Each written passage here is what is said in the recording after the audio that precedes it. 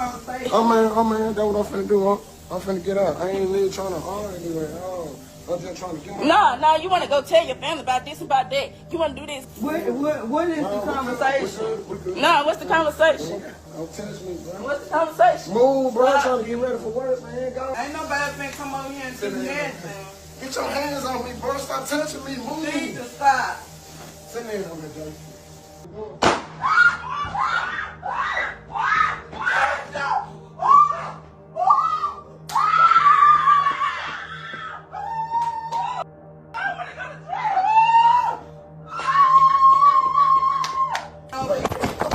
This is Jeremy Brown, a 28-year-old devoted father of 4 who would be killed by his annoyed wife on Facebook Live just after discovering his secret. In the early hours of March 25, 2023, the Lowndes County Sheriff's Department in Mississippi would receive multiple chilling 911 calls about a live-streamed murder they'd just witnessed on a Facebook Live video. Just moments earlier, viewers had tuned in to witness the horrifying end to an argument unfolding on Facebook Live.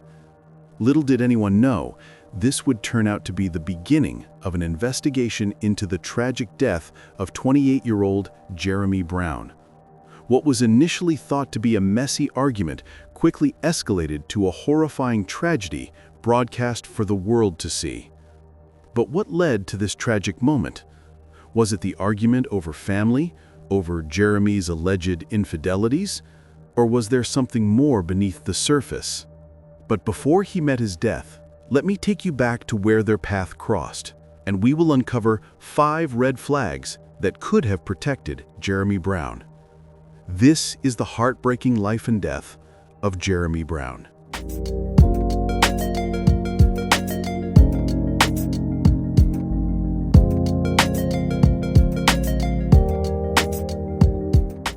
Jeremy Brown was not just a man. He was a father, a son, and a friend to many. Born on October 18, 1994, in Mississippi, Jeremy grew up in a loving family. He was the second of 4 children, raised in a home where hard work and family values were always at the core. His mother, who worked 2 jobs, instilled in him the importance of responsibility, while his father, ever present, taught him the significance of helping others, often coaching Little League or fixing neighbors' cars in his spare time. Jeremy's childhood was full of laughter and warmth. Even though his neighborhood had its fair share of challenges, his home was always filled with family and friends. He became known as the good kid, someone who looked out for others and who always did the right thing. Sadly, this attribute could not save him when death came calling from the hands of someone he swore to love and protect. Jeremy helped an elderly neighbor with yard work without being asked, gave up his seat for someone's grandma at church, and walked his friends home after dark. As a teenager, Jeremy was wise beyond his years. His friends and teachers would often say that he had an understanding of life that most people only gain when they get older. Graduating from high school in Jefferson, Mississippi, Jeremy wasn't interested in chasing after fame or popularity. Instead, he focused on family and work. He talked about starting a business one day, maybe getting into carpentry or landscaping. He wanted to build something from the ground up, something he could pass down. After graduating from high school, Jeremy wasted no time stepping into adulthood. He picked up a job as a delivery driver and later worked in construction. Even though these jobs weren't glamorous, Jeremy never complained. Every paycheck went to supporting his family, paying bills, and saving for the future. He wasn't looking for accolades, he was just trying to do right by the people he loved. It was during this phase of his life that he met 29-year-old Khadijah Michelle Brown. A complete contrast to his calm nature, Khadijah was energetic, outspoken, and had a fiery attitude. But despite their differences, there was an undeniable chemistry between them. Jeremy, with his calm demeanor, balanced out Khadijah's fire, and in return, she brought a spark to his life. Their relationship moved quickly, and within a year they were living together. Jeremy was committed. He took care of her, made sure she never lacked anything, and referred to her as his queen. Now, here's where it gets interesting. Even when the couple argued, which they often did, Jeremy would try to resolve things calmly. He believed in communication, compromise, and forgiveness. He was all in. He was loyal, attentive, and completely dedicated to making their relationship work. Soon, when the children came, everything changed. Fatherhood became his new purpose. He embraced it with the same quiet strength that had always defined him. Together with his partner, they had 4 kids, and Jeremy dove into the role of being a father with unwavering dedication. He was the kind of dad who didn't just show up, but showed up, helping with homework, making breakfast before heading to work, attending school events. Even on days when he worked long 12-hour shifts, he would come home exhausted, yet always find the energy to be present for his kids, his partner, and his home. His commitment never wavered. On social media, his accounts were filled with snapshots of these precious moments. These were the moments that defined him. He often referred to his children as his purpose, and his actions echoed that sentiment. Jeremy was the kind of father who didn't just provide for his family, he nurtured them. He was quick to offer hugs, own up to his mistakes, and above all, made sure his kids always knew they were loved. His love was constant, unwavering, and unconditional. But things would only get weirder. In spite of how much effort Jeremy put in the relationship, it couldn't hold the cracks that began to show. Arguments between Jeremy and Khadija became more frequent, and those close to Jeremy started to notice a shift. They knew Jeremy as a patient soul, often to a fault. He was the type of person who always sought to keep the peace, tirelessly working to mend what was broken. Family meant everything to him, even when it came at the cost of his own peace of mind. Jeremy was the quiet fixer, the one who put others' needs before his own, believing that love and understanding could heal almost anything. Sadly, this same character trait would be the same thing that would end up taking his life from the hands of someone he swore to love and protect. But Khadija thought differently. Good morning, good morning, good morning. Natural, beautiful, beautiful. Let me tell y'all something that y'all don't know. She accused him of not being around enough, of not spending enough time with the children. She often felt like she was carrying the entire weight of their family alone. These arguments turned toxic, and although Jeremy tried to keep the peace, the tension would only escalate. It was during this time that Khadija began posting things on social media. Subtle hints about her frustrations with Jeremy began to appear, including posts accusing him of cheating with his employees and shared screenshots of alleged text conversation. While there was no concrete evidence that Jeremy had been unfaithful, Khadija's growing anger would only make things take an even darker turn. On the evening of March 25, 2023, the couple had been arguing throughout the day. There were accusations and doors slamming. Their children were reportedly inside the apartment. Jeremy tried to cool things off, but Khadija wouldn't let it go. She went live on Facebook, a behavior she had been known to do when she was upset. She had been using social media as a platform to air out her grievances, a practice that would soon escalate in ways no one could have predicted. The video, which started as a typical argument, quickly took a turn for the worse.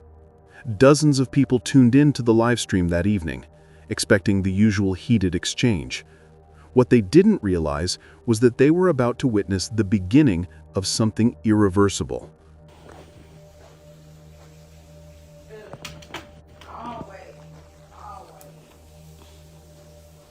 Yeah, people want to have something to say, but he ain't here with his kids. He ain't helping. He left at 6:00. He left at 6:06 to go be with his mama. Over here trying to cook something to eat. Instead of trying to. Why is there got to be a question about do I need to cook for the kids? Why is there a question? And he don't never have to question. He don't want to question everybody's loyalty. But where is his loyalty at? But he want to talk about me when I am not doing.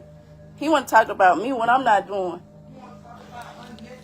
Talk about unnecessary. Then he talking about calling the police. Talk about I'm gonna get my stuff. But you got 4 kids and a wife. It's 7:36. He can't even be. He can't even come here and cook for these kids. He can't even come here and cook for the kids. He got to be at work at 8 o'clock. Nah, matter of fact, he got to be at work at 9. Okay, well he still got time to cook for these kids. And then he got to go pick up his. He got to go pick up his buddy from his job, Law. Well, he need to tell Law he need to get his mama car and go to work. He pick up his brother-in-law, take him to work back and forth every day.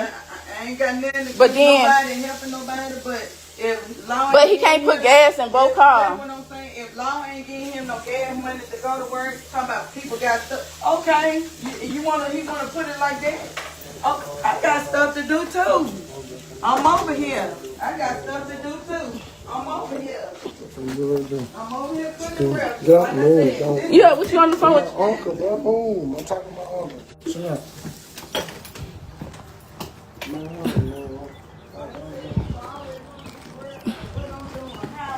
I'm over here.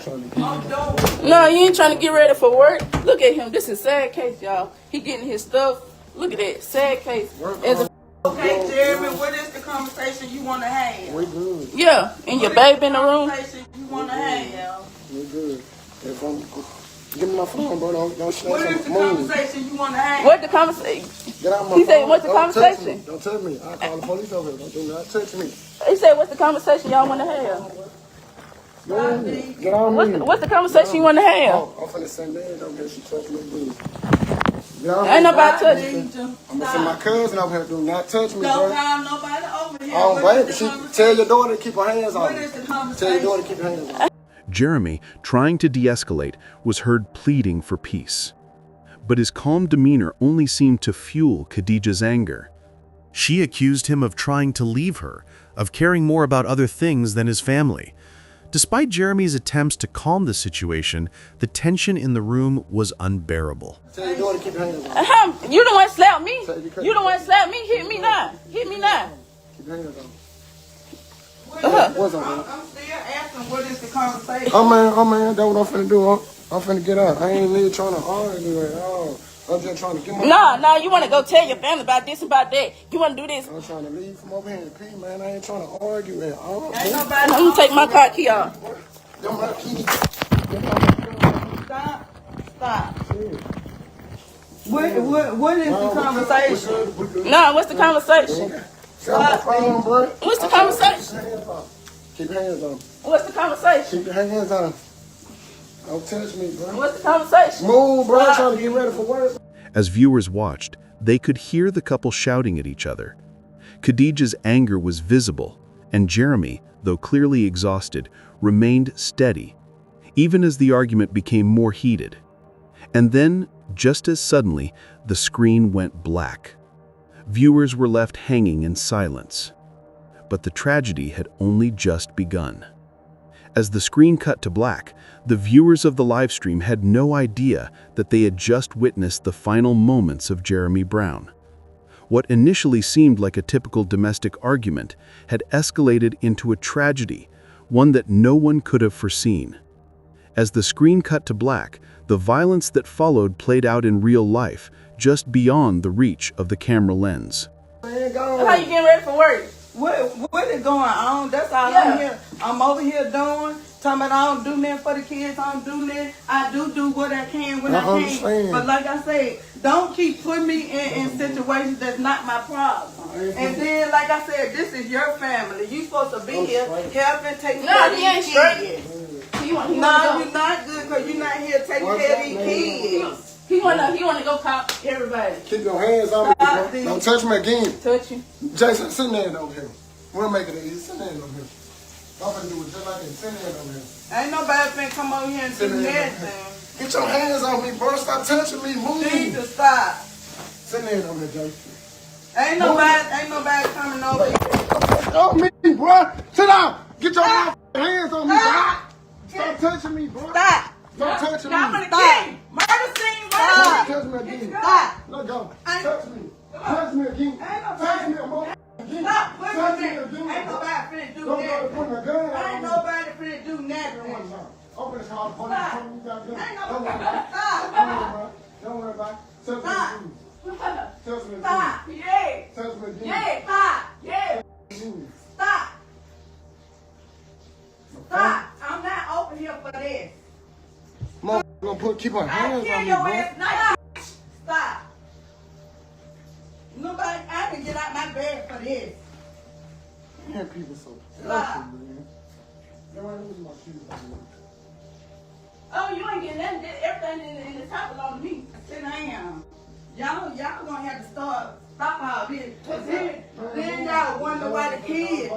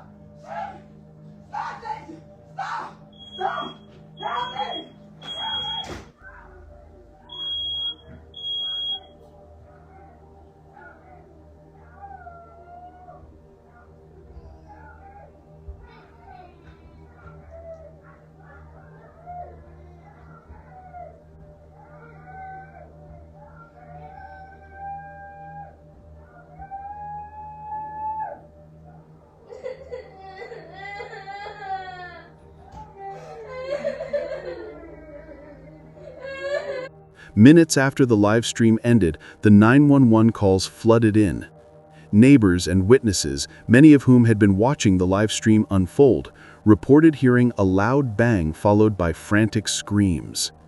The noise echoed through the apartment complex, and by the time deputies arrived at the Green Tree Apartments, the chaos had already taken its toll. Inside the apartment, the scene was grim. Jeremy Brown, the man who had spent his life taking care of others and working tirelessly to support his family, was found lying motionless on the floor. He had been shot once in the back, and despite the immediate arrival of paramedics, there was nothing that could be done to save him. The deputies quickly secured the area, and it didn't take long for them to find Khadijah Brown inside the apartment. She was visibly shaken, but not resisting. She was in shock, and perhaps it was the surreal nature of the moment that led to her admission. Here's what's insane about this.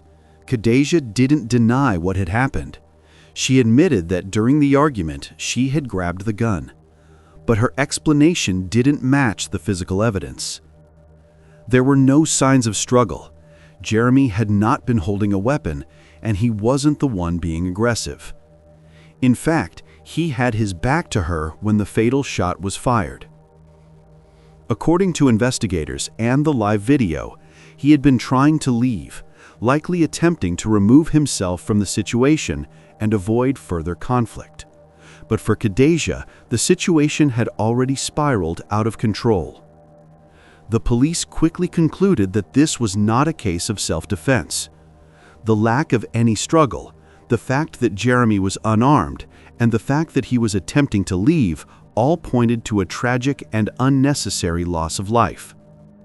Within hours, Khadijah Michelle Brown, a woman who had been loved by Jeremy and who had built a family with him, was arrested and charged with murder. Bond is set for the Columbus woman accused of killing her husband on Facebook Live. Khadijah Brown is charged with murder after this Saturday morning at Green Tree Apartments. Lowndes County Sheriff Eddie Hawkins says Brown and her husband, 28-year-old Jeremy Brown, have been arguing most of the night. He tells WCBI the husband was allegedly trying to leave the apartment and defuse the situation before being shot. The entire incident was being played out live on Facebook. Deputies recovered a handgun along with shell casing. Bond for Khadijah Brown is set at $750,000. Coroner Greg Merchant says an autopsy is scheduled for Jeremy Brown. The sheriff says this is an active and ongoing investigation. As the investigation into Jeremy Brown's murder continued, police began to piece together the timeline of events. Investigators quickly learned about the history of arguments between Jeremy and Khadijah, a history of tension and emotional strain that had been bubbling beneath the surface for quite some time. The most troubling part of all this was the public nature of the crime. An argument that had turned deadly, with a gunshot fired in the heat of the moment, and the final horrifying act broadcast live. The investigation would also uncover the details of their relationship. Khadijah had posted multiple times on social media in the lead-up to the murder, airing her grievances about Jeremy and their relationship. She accused him of cheating, of neglecting their children, and of being a bad partner. However, despite her public claims, there was no concrete evidence that Jeremy had been unfaithful. His family and friends vouched for him, saying he had always been a committed and dedicated partner and father. Khadijah's behavior on social media had been erratic, with posts that ranged from emotional outbursts to more calculated attacks on Jeremy's character. These posts, which once seemed like the outpouring of frustration in a difficult relationship, now took on a far darker tone in hindsight. The live stream itself became a key piece of evidence, offering a window into the final moments of Jeremy's life, as well as a glimpse into the volatile and destructive nature of the relationship between them. As the case moved forward, Khadijah's trial became the focal point of the community. The tragedy had already shattered so many lives, but now, as the legal process unfolded, the question remained: how could this happen? What had led to this point? Welcome back to The Factor Uncensored. Khadijah Michelle Brown is accused of her husband, Jeremy Brown, to this happened in Mississippi Saturday morning over the weekend. Now, according to investigators, they got into an argument about him not cooking for the kids before he had to go to work, among other things. That argument turned physical and ended with the fatal shooting, which played out on a Facebook live stream. I ain't really trying to argue at all. I'm just trying to get my... No, you want to go tell your family about this and about that. You want to do this. I'm trying to leave from over here and pee, man. I ain't trying to argue at all. Then y'all wonder why the kids.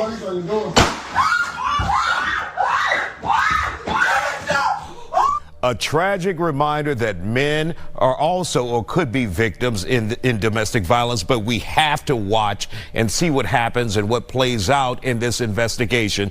So we don't want to be quick to say he was a victim of domestic violence. We just don't know what happened. Now, Brown is in police custody tonight, that being the wife. Police say there was a history of domestic violence between Brown and the victim. They didn't say on which side, who was committing the domestic violence. During the trial, Khadijah's defense team attempted to frame her actions as the result of emotional instability. They claimed that she had been overwhelmed by the pressures of motherhood, by the strained relationship, and by her frustrations with Jeremy. The defense painted her as a woman who, in the heat of the moment, had lost control of her emotions, leading to the fatal shooting of her partner. They argued that she had acted out of a sense of desperation, unable to handle the emotional turmoil any longer. However, the prosecution was quick to counter it. They claimed that emotional instability does not justify murder. They argued that Khadijah made a conscious decision to pick up the gun and that her actions were not born out of self-defense or panic, but out of a deliberate choice to end her partner's life. The prosecution also highlighted the fact that this incident was not isolated. It was the culmination of years of tension, control issues, and unresolved conflict between the two, and it was this history that had led to the tragic outcome. In the end, Khadijah pled guilty to second-degree murder as part of a plea deal that spared her from a life sentence. However, the sentence was still severe. The judge handed down a sentence of 40 years in prison with no possibility of parole for the first 25 years. The courtroom was silent as the verdict was read. Some people in the community felt justice had been served, but for others, the sentence didn't seem long enough given the gravity of the crime and the public nature of the killing. The sentencing sparked intense debate in the community. Some believed that Khadijah had been acting out of emotional distress and that the court should have taken her state of mind into account when determining her punishment. but others felt that her actions, which were committed in a fit of jealousy and anger, were unforgivable. The public reaction was divided, with many questioning whether the system had done enough to prevent the tragedy in the first place. Jeremy Brown's death left his family, friends, and community heartbroken. Jeremy had always been the rock of his family. He was the dependable one, the kind of man who worked hard, cared deeply for his children, and always made time for those he loved. His commitment to his kids was unwavering. He had provided for them and been there for them through thick and thin. Now, with him gone, the future was uncertain for his 4 children, who were left without their father. The murder broadcast for the world to see left a permanent scar on those who witnessed it. It was more than just a tragedy. It was a public spectacle that had turned the intimate and tragic moment of a family breaking apart into something that would forever be etched in the minds of all who saw it. Those who watched the live stream couldn't believe the horror unfolding before them. But for some, the tragedy had only begun to sink in. One of the most chilling aspects of this case was the role that social media played in the events leading up to Jeremy's death. In the modern age, social media is both a tool for connection and a platform for airing grievances. While many use it to share their daily lives and accomplishments, it also becomes a space where emotions, arguments, and secrets can be broadcast to the world. For Khadijah, Livestream had become a platform for sharing her most intense emotions, including her frustrations with her relationship. The decision to livestream her argument with Jeremy that fateful evening was an act of desperation and an expression of her emotional turmoil. But as is often the case with social media, the consequences of her actions went far beyond the intended audience. Once the argument turned deadly, the online witnesses were left to process what they had just witnessed.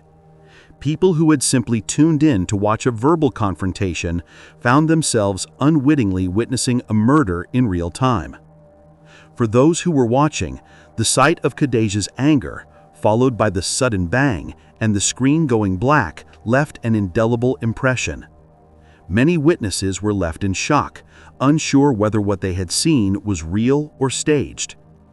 But the reality was that what they had witnessed was all too real. And it was not just a personal tragedy for Jeremy's family, but a larger tragedy for society.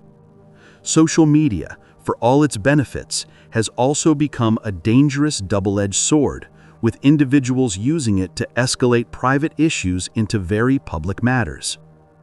The aftermath of the live stream exposed the fragile line between the public and private lives of people involved in domestic violence situations. The sentencing of Khadijah Brown marked the end of the legal process, but for those involved, the emotional repercussions would continue for years to come. Her family, who had been close to both Jeremy and Khadijah, now had to reconcile the person they once knew with the woman who took Jeremy's life. Jeremy Brown's story is a sad reminder of the dangerous consequences of unresolved domestic tension and the devastating impact of violence within a home. It also highlights the importance of recognizing the signs of emotional abuse and instability in relationships, and the urgent need for intervention before it's too late. It's a tragedy that should never have happened, and one that leaves a community grappling with its own sense of loss and disbelief. Jeremy's legacy will live on in their hearts, but the absence of his love will be felt every day. What do you think about it? Let us know in the comments below. And if you found this story intriguing, please like, share, and don't forget to subscribe for more stories like this.